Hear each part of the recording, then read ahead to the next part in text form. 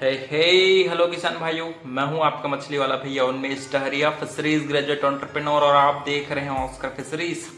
मैं आज बात करने वाला हूं कि आखिर वो क्या कारण है जिसकी वजह से आपकी मछलियां गर्मी के मौसम में भी अच्छे से बढ़ नहीं रही है। देखिए, सबसे पहला कारण होता है दोस्तों, आपके मछली का कितना साइज में आपने अपने तालाब में मछली को स्टॉक किया है। सभी तालाब में हम लोग क्या करते हैं, एक प्रॉपर संख्या में मछली को छोड़ते हैं। साथ ही साथ मछली अगर आप बहुत छोटा अपने तालाब में डालोगे तो उसका जो बढ़ने का जो ड्यूरेशन है, जो समय जो लगने वाला है, वो बहुत ही लंबा खिंच जाता है। साथ ही साथ जो आप मछलियों हैं वो छोटी साइज का जब डालते हो तो उसका जो कल्चर पीरियड है वो बड़ा हो जाता है। साथ ही साथ छोटे मछलियों में जो मछलियां हैं वो ज्यादातर मछलियां बड़े होते होते मर जाती हैं। इसको हम लोग सर्वाइवल रेट जो बोलते हैं। ठीक है, सर्वाइवल रेट का मतलब है कि आपने स्टार्टिंग में कितना मछलियां डाला और कल्चर के अंत में आपने कितनी मछलियां वहां से हार्वेस्ट किया। इसको हम लोग, जितना मछली बचती है उसको हम लोग सर्वाइवल रेट के हिसाब से कैलकुलेट करते हैं। ठीक है, तो यहाँ पर अगर आप बड़े साइज की मछलियां, फिंगरलिंग, एडवांस फिंगरलिंग साइज की मछलियां जब आप तालाब में डालोगे तो उसके मेंटेनेंस कॉस्ट है, जो फिट कॉस्ट है, वो आपको कम लगेगा। साथ ही साथ उसका जो सर्वाइवल परसेंटेज है वो बहुत ही हाई होता है। मतलब जितना मछली आप तालाब में डालोगे उसका लगभग 90% तक मछलियां आपकी जिंदा रहेगी और आपको बड़ा होकर के अच्छे प्राइस में बिकेंगे भी। सबसे बड़ी गलतियां मछली पालक करते हैं कि क्योंकि छोटे साइज की जो मछलियां होती है, फ्राई, एडवांस फ्राई, मतलब आपकी 10 ग्राम से नीचे जो साइज की जो मछलियां होती है, 2 ग्राम 3 ग्राम, ऐसे मछलियों को हम लोग कम प्राइस में ज्यादा संख्या में हमको मिल जाती है। मतलब पैसे आपको कम लग रहे हैं लेकिन संख्या बहुत ज्यादा मिल जाती है, क्योंकि पर 1 किलो में ये ज्यादा मछलियां चढ़ती हैं, है ना। लेकिन आप अगर यहाँ पर कैलकुलेट करोगे कि आपने ज्यादा संख्या में आपने मछलियां खरीदी कम पैसे दे करके, लेकिन आप जब उसको तालाब में छोड़ोगे तो उसका जो मोर्टेलिटी रेट है, मरने की जो दर है, वो बहुत ही ज्यादा होती है।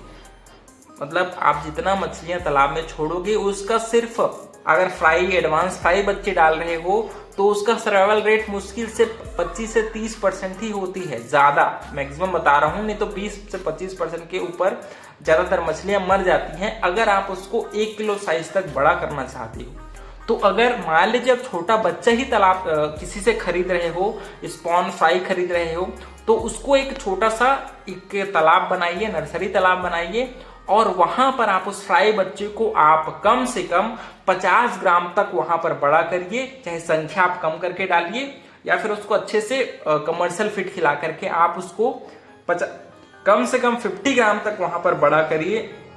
फिर उसको आप अपने ग्रो आउट तालाब में, जहां पर आप कल्चर करना चाहते हैं, वहां पर आप उस मछली को शिफ्ट करिए। आपको बहुत ही अच्छा रिजल्ट मिलेगा। आप कम प्राइस में आपने मछलियां भी खरीदी, उसको बड़ा किया, और उसके बाद जब आप उस मछली को दूसरे तालाब में शिफ्ट करोगे तो उसका FCR भी कम आएगा, उसका ग्रोथ परसेंटेज भी हाई होगा।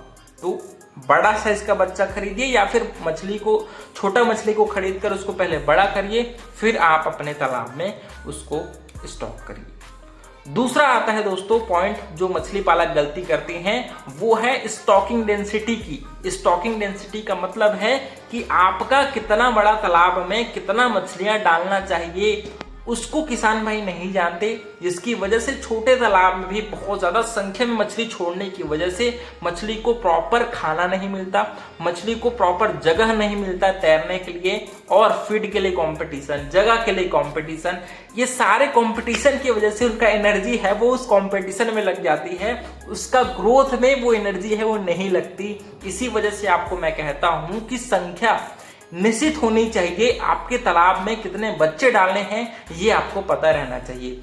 IMC मछलियों को मैं एक मोटा मोटी आपको बता रहा हूं, कतला, रोहू, मृगल, इसको पर एकड़ हम लोग एडवांस फिंगरलिंग बच्चे डाल रहे हैं तो 4000, और अगर एडवांस फिंगरलिंग बच्चे डाल रहे हैं तो 4500 से 5000 के बीच डालिए, और अगर 50 ग्राम 100 ग्राम के बच्चे डाल रहे हैं तो पर एकड़ में आप लगभग 3500 से 4000 के बीच में ही बच्चे छोड़िए। ठीक है।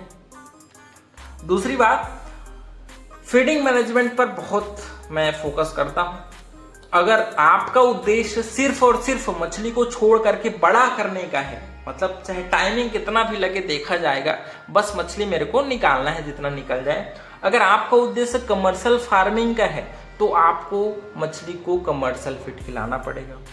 कमर्शियल फीड महंगा होता है, ऑब्वियस है, लेकिन उसका कल्चर का जो ड्यूरेशन है, जो टाइमिंग है, वो घट जाता है। मतलब आपकी मछलियां जल्दी तैयार होती हैं, आपके वाटर क्वालिटी पैरामीटर्स अच्छे से मेंटेन रहते हैं और मछलियों की जो गुणवत्ता है वो भी ज़्यादा हाई रहती है। इसी वजह से कमर्शियल जो फार्मिंग करने वाले किसान भाई हैं वो ये गलती ना करें कि ज़्यादातर वो फार्म मेड फीड पर फोकस कर रहे हैं।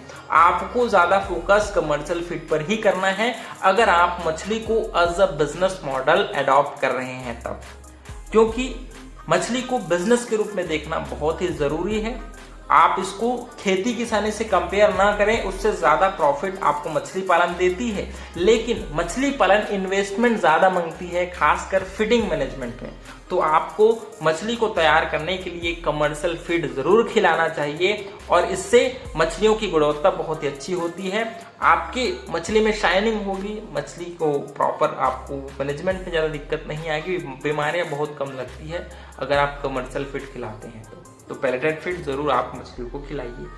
दूसरा दिक्कत मैंने देखा है कि किसान भाई हैं वो वाटर टेस्टिंग किट को ज़्यादा फोकस नहीं करते। उनके पास पानी को सिर्फ ऑब्जर्व करके, उसको ऊपर से देखकर ही हम अनुमान लगाते हैं कि मछली इस तालाब में अच्छे से बढ़ जाएगी, लेकिन अनुमान लगा करके मछली पालन नहीं किया जा सकता। खासकर अगर आप बिगनर्स हैं, अभी आप मछली पालन शुरू कर रहे हैं तब, तो आपके पास वाटर टेस्टिंग किट जरूर होना चाहिए। वाटर टेस्टिंग किट में 4 कंपोनेंट होते हैं, DO meter, pH meter, ammonia testing kit और एल्कलिनिटी हार्डनेस नापने के लिए एक आता है। ठीक है, तो ये 4-5 इंस्ट्रूमेंट आपके पास जरूर होना चाहिए। खासकर आपको सेची डिस्क भी आपके पास होना चाहिए पानी की ट्रांसपेरेंसी नापने के लिए, क्योंकि तालाब में प्राकृतिक भोजन नापते हैं तभी मछलियां हैं वो अच्छे से ग्रोथ कर पाती हैं। आप पानी को अच्छे से समझ पाते हैं कि तालाब में किस चीज को डालने की जरूरत है। अगर आप अनुमान लगाते रहेंगे तो आप मछली पालन अच्छे से नहीं कर पाएंगे। आप अपने पानी को समय समय पर हफ्ते में कम से कम 2 बार टेस्ट किट का उपयोग करके आप मेजर करिए और उसी के हिसाब से फिर तालाब में जिसकी जरूरत है उसको आप तालाब में डालिए। तो किसान भाइयों, ये 4 पॉइंट आपको जरूर जो मैंने बताए हैं, सबसे पहले बड़े साइज के बच्चे डालो, फीडिंग मैनेजमेंट अच्छे से करो, वाटर टेस्टिंग किट जरूर खरीद लो और समय समय पर आप पानी को वाटर टेस्टिंग किट की सहायता से जांच करिए और अच्छे से आप पानी को मैनेज करिए।